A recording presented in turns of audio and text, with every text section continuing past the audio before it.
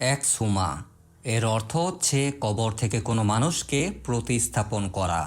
অর্থাৎ কোনো পুরনো কবর যদি খনন করে তার মধ্যে থাকা লাশটি অন্য কোথাও কবর দেয়া হয় তাহলে তাকে এক্সহুমা বলে।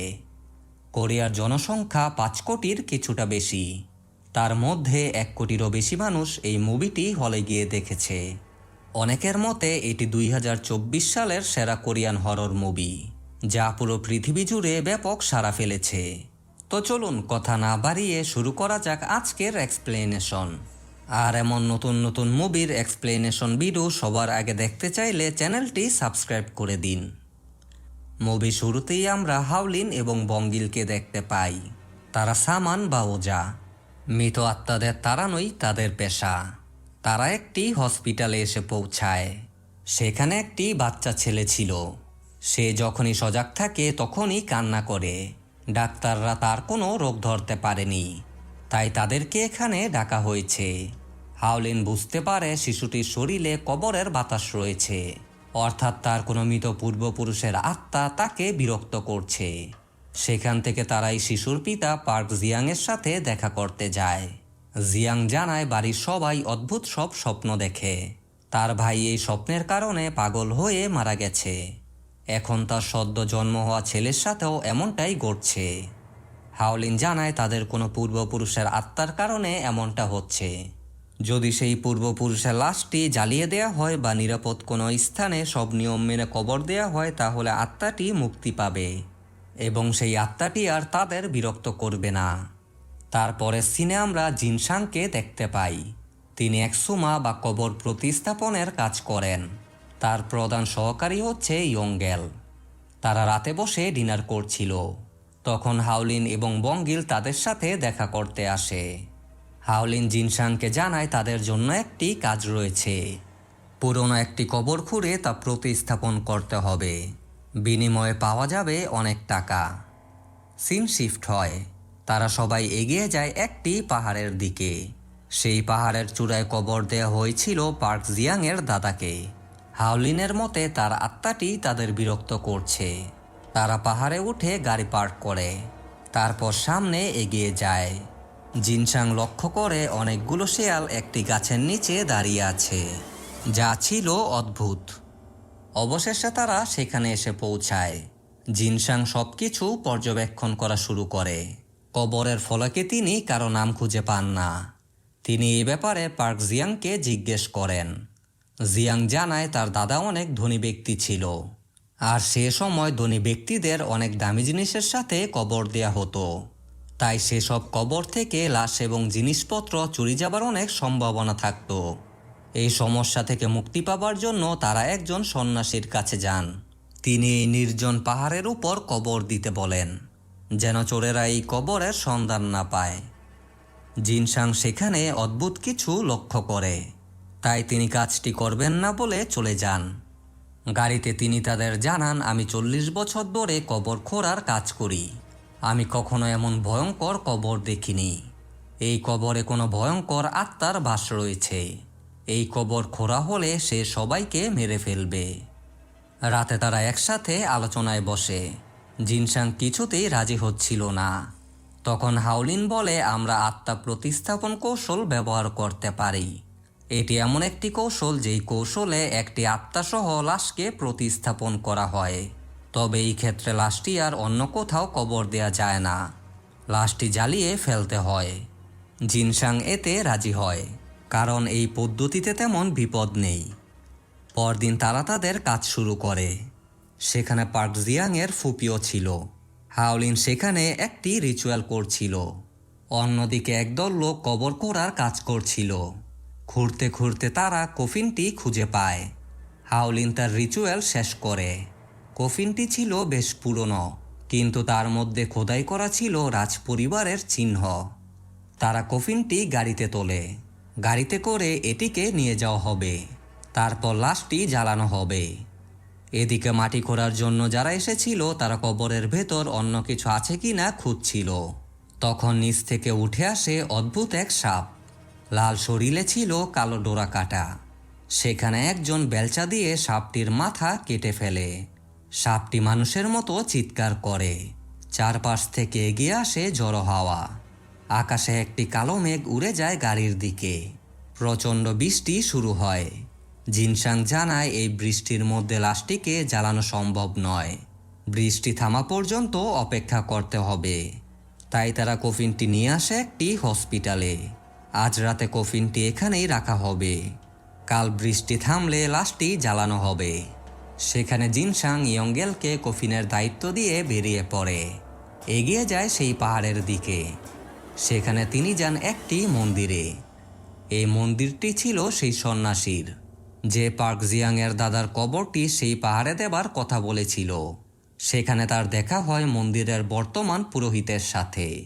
তিনি জানান এই কবরটি দেবার সময় তিনি এখানে ছিলেন না। তবে তিনি এখানে আসার পর অনেকেই এই কবর থেকে চুরি করতে এসেছিল, কিন্তু কোনো এক অদ্ভুত কারণে এই কবর থেকে কেউ কখনো চুরি করতে পারেনি। এখানে যারাই চুরি করতে আসতো কোনো একটি অদ্ভুত কারণে তারা মারা যেত। এদিকে ইয়াঙ্গেল হসপিটালের পাশের একটি রেস্টুরেন্টে খাবার খেতে যায়। কফিনটির কাছে কেউ ছিল না। তখন সেই হসপিটালের একজন কর্মী কফিনটি খোলা শুরু করে। সে ভেবেছে কফিনটির ভেতর রয়েছে মূল্যবান কিছু। হঠাৎ করেই সেখানে আসে হাওলিন এবং বঙ্গিল। তারপরও লোকটি কফিনটি খুলে ফেলে। কফিনের ভেতর থেকে কিছু বেরিয়ে আসে। লোকটি পালিয়ে যায়। জিনসাং দ্রুত সেখানে আসে। হাওলিন জানায় কফিনের আত্মাটি বেরিয়ে এসেছে।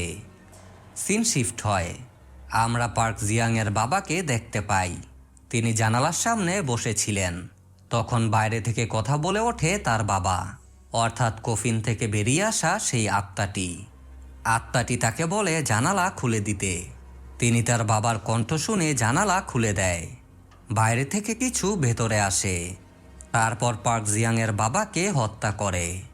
এদিকে হাওলিন জিনসাংকে পাঠায় পার্ক জিয়াংয়ের কাছে, কারণ আত্মাটি এখন যেহেতু মুক্ত তাই সে প্রথমেই এক এক করে তার সব বংশধরদের হত্যা করবে। তারপর হাওলিন একটি রিচুয়াল করে, যেন সেই আত্মাটিকে আবার আটকানো যায়। সে মন্ত্র পড়া শুরু করে। আত্মাটি ভর করে বঙ্গিলের উপর। হাওলিন তাকে জিজ্ঞেস করে, তুমি কি চাও? আত্মাটি বলে, আমাকে কবর দেয়া হয়েছিল একটি অভিশপ্ত জায়গায়। আমি সেখানে এত বছর অনেক কষ্টে ছিলাম, যার জন্য পুরোপুরি দায়ী আমার সন্তানেরা। আমি আমার সন্তান এবং নাতিদের আমার সাথে নিয়ে যেতে এসেছি। হঠাৎ করেই আত্মাটি বঙ্গিলের শরীর থেকে চলে যায়। অপরদিকে পার্ক জিয়াংয়ের ফোনে কল আসে। ফোনের অপর প্রান্ত থেকে জিনসাং বলছিল জানালাটি খুলতে, কিন্তু তখনই জিনসাং দরজা ধাক্কানো শুরু করে। পার্ক জিয়াং বুঝতে পারছিল না আসল জিনসাং কে। সে জানালাটি খুলে দেয়। একটি ধমকা হাওয়া ভেতরে আসে। বাইরে থেকে জিনসাং দরজাটি খুলে ভেতরে আসে। পার্ক জিয়াং সোজা হয়ে দাঁড়িয়েছিল। হঠাৎ করেই সে রক্ত বমি করে। তারপর একের পর এক পানির বোতল শেষ করে। তখন পার্ক জিয়াংয়ের ম্যানেজার সেখানে আসে। তাদের সামনে পার্ক জিয়াং তার ঘাড় ভেঙে মারা যায়। এবার পালা পার্ক জিয়াংয়ের সন্তানের। বাচ্চাটি ছিল নার্সের কাছে। অপরদিকে বাকিরা কফিনটি নিয়ে যায় চুল্লিতে। তারা কফিনটি জ্বালিয়ে দেওয়ার জন্য পার্ক জিয়াংয়ের ফুপির কাছ থেকে অনুমতি চায়। এদিকে সেই আত্মাটি এসে পৌঁছায় সেই বাচ্চার কাছে। তাকে মেরে ফেলার জন্য হাত বাড়ায়। তখনই পার্ক জিয়াংয়ের ফুপি অনুমতি দেয়। চুল্লিতে কফিনটি জ্বালিয়ে দেয়া হয়। ধীরে ধীরে কফিনটি জ্বলছিল আর আত্মাটি দুর্বল হচ্ছিল। কফিনটি জ্বলে শেষ হতেই আত্মাটি গায়েব হয়ে যায়। সিন শিফট হয়। জিনসাং দেখা করতে আসে সেই লোকটির সাথে, যে সেই সাপটিকে মেরেছিল। সে জানায় সেখানে একটি অদ্ভুত সাপ ছিল। সাপটি মারার পর থেকেই সে আর ঘুমাতে পারে না। ঘুমাতে গেলেই সেই সাপটি তার স্বপ্নে আসে। তার কথা শুনে জিনসাং সেখানে যায়। গর্তটি আবার খোঁড়া শুরু করে। সেখানে খুঁজে পায় অন্য আরেকটি কফিন, অর্থাৎ এই কবরটির উপর পার্ক জিয়াংয়ের দাদাকে কবর দেয়া হয়েছিল। তারা সবাই সেখানে আসে। মাটি খুঁড়ে কফিনটি বের করে। কফিনের চারপাশে পেঁচানো ছিল কাঁটাযুক্ত তার। আশপাশ থেকে শেয়ালগুলো ডাকছিল। তারা কফিনটি টেনে সম্পূর্ণ উপরে তোলে। শেয়ালগুলো ভয়ে পালিয়ে যায়। তারা কফিনটি দেখে অবাক হয়ে যায়, কারণ কফিনটি ছিল অস্বাভাবিক লম্বা। তারা কফিনটি নিয়ে আসে সেই সন্ন্যাসীর মন্দিরে। আজ রাতে এটিকে এখানেই রাখা হবে, কাল কফিনটি খোলা হবে। হাওলিন ভালো মতো কফিনের চারপাশে সিল করে, যেন কোনো আত্মা এর থেকে বেরোতে না পারে। তারপর তারা খাবার খেয়ে ঘুমিয়ে যায়। হাওলিন গাড়ির ভেতরে ছিল। তার পেছনে আমরা একটি আত্মাকে দেখতে পাই। এই আত্মাটি হলো তার শাশুড়ির আত্মা। হাওলিনের কোনো বিপদ হবার সম্ভাবনা থাকলে এই আত্মাটি তাকে রক্ষা করে। রাতে বঙ্গিলের ঘুম ভেঙে যায়। সে বাইরে বেরিয়ে আসে। দূর থেকে শব্দ পেয়ে সে পাশের একটি খামারে যায়। সেখানে সে দেখতে পায় কেউ পশুগুলোকে মেরে তাদের মাংস খাচ্ছিল। একটু দূরেই পড়েছিল সেই মন্দিরের পুরোহিতের লাশ। সে দৌড়ে গিয়ে হাওলিনের ঘুম ভাঙায়। তারপর এগিয়ে যায় সেই দরজার দিকে। হাওলিন যাবার সময় তার শাশুড়ি তাকে বাধা দেয়। তারপরও তারা সেখানে এসে পৌঁছায়। কফিনটি ভাঙা ছিল। হাওলিন যেহেতু চারপাশ সিল করেছিল, তাই আত্মাটি উপর দিয়ে পালিয়ে গেছে। বঙ্গিল যায় বাকি সবাইকে জাগানোর জন্য। হাওলিন কফিনে খুঁজে পায় একটি হেলমেট। তখন বাইরে সে কারো উপস্থিতি বুঝতে পারে। বিশাল আকৃতির কেউ দরজার সামনে দাঁড়ায়। হাওলিন প্রচণ্ড ভয় পায়। হঠাৎ করেই সেই দানবটি তার পেছনে আসে। হাওলিন দৌড়ে পালায়। দানবটি তার পেছনেই ছিল। বঙ্গিল একটি রড দিয়ে তাকে আঘাত করে, কিন্তু দানবটির কিছুই হয় না। দানবের শরীরে ছিল জাপানের সৈনিকের পোশাক। সে বঙ্গিলকে চেপে ধরে। বঙ্গিল সেখানে অজ্ঞান হয়ে যায়। তারপর দানবটি এগিয়ে আসে হাওলিনের দিকে। হঠাৎ করেই সে মন্দিরের চিহ্ন দেখতে পায়। এই দানবটি যেই দেবতার পুজো করত, এই মন্দিরটি ছিল সেই দেবতার। তাই সে সেখান থেকে আগুন রূপে আকাশে মিলিয়ে যায়। বঙ্গিল প্রচণ্ড আহত ছিল। তাকে নিয়ে আসা হয় হসপিটালে। তারা সবাই অনেক দুঃখী ছিল। হসপিটাল থেকে জিনসাং আসে সেই মন্দিরে। সে সেখানে কিছু পুরনো নথি বা ডায়েরি খুঁজে পায়। তারপর যায় সেই পাহাড়ে। কবরের জায়গাটি খোঁড়া শুরু করে। এদিকে আমরা হাওলিনের সাথে আরও দুজনকে দেখতে পাই। তারা হচ্ছে বঙ্গিলের বোন। তারা বুঝতে পারে সেই আত্মাটি বঙ্গিলের শরীরেও রয়েছে। তাই তারা মন্ত্রের মাধ্যমে সেই আত্মাটিকে সেখানে ডাকে। আত্মাটি হাওলিনকে বলে সে হচ্ছে একজন জাপানের জেনারেল। সে এই পাহাড়ের জায়গাটি পাহারা দেয়। এখানে আপনাদের জানিয়ে রাখি, 1910 সাল থেকে 1945 সাল পর্যন্ত জাপান কোরিয়া শাসন করেছিল। তখন এই জাপানি জেনারেল কোরিয়াতেই ছিল, কিন্তু তার অত্যাচারে মানুষ অতিষ্ঠ হয়ে তাকে মেরে ফেলে। তারপর সেই সন্ন্যাসীর মাধ্যমে তাকে একটি অভিশাপ দেয়া হয়।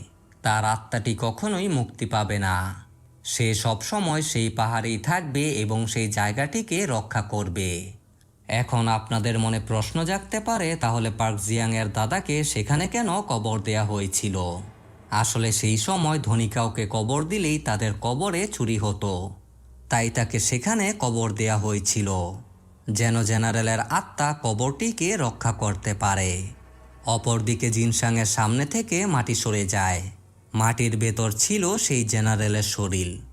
পরদিন তারা সবাই মিলে সেই পাহাড়ের উদ্দেশ্যে বেরিয়ে পড়ে, কারণ সেই আত্মাটিকে না মারলে বঙ্গিলকে বাঁচানো যাবে না।